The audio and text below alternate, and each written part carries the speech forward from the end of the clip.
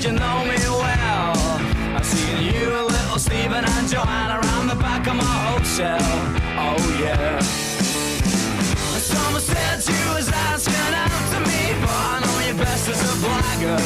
I said, tell me your name, is it sweet? She said, my boy is Dagger. Oh